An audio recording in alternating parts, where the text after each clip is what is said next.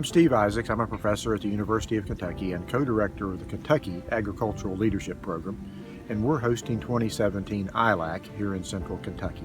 The Kentucky Agricultural Leadership Program has been around about 30 years or so.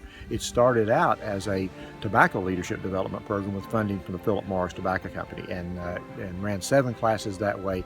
We've had 4 classes under a different funding model, and we've called it the Kentucky Ag Leadership Program, and it's not commodity focused. It's for farmers and folks in agribusiness.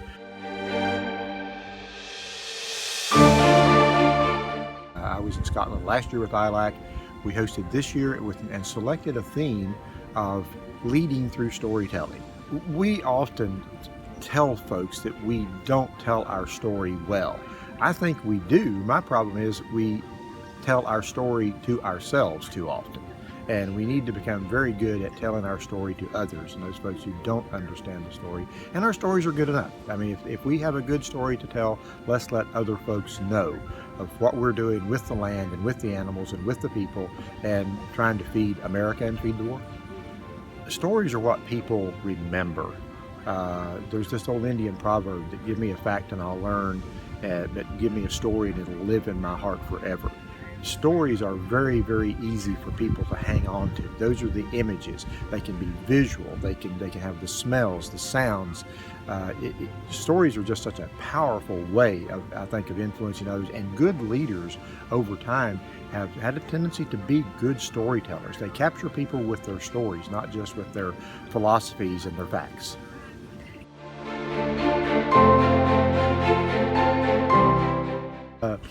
I'm a hillbilly. I'm a native of northeastern Tennessee. I've been in Kentucky about 25 years, but I grew up around storytellers.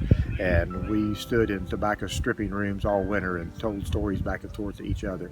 And I learned the value there. And I really, really like to tell stories to teach.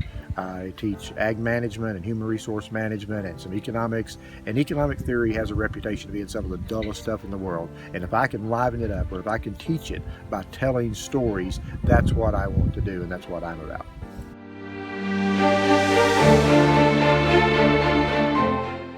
Kentucky for many, many years was known as a tobacco state, and we still produce some tobacco, but it is not near the commodity that it was in terms of importance to the state. When I came here 25 years ago, it was about 1/4 of the total agricultural economy. It's considerably less than now. We're a fairly diverse state. We are a livestock state. We grow a lot of forages here, so cattle are important. We're the largest cattle herd east of the Mississippi River in the United States, so that gives an idea of how important livestock is. Also a good bit of row crop agriculture, particularly in the western parts of the state and some areas in central Kentucky. And forestry is still a big industry. Much of the eastern Kentucky is forested, so that's a big part of Kentucky's rural economy as well.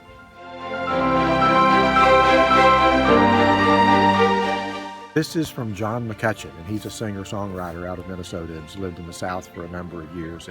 And this is a story that I like to borrow from John McCutcheon because it does appeal to all the senses. You can smell and see and feel as well as hear this story. And the first part of it, it starts out like this.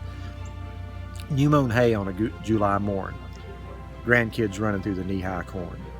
Sunburned nose and a scabbed up knee from the rope at the white oak tree. It's just another summer's day at Grandpa's farm, with Grandma's bucket hanging off my arm.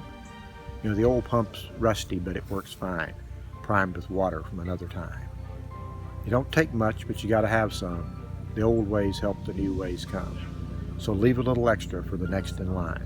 They're gonna need a little water from another time.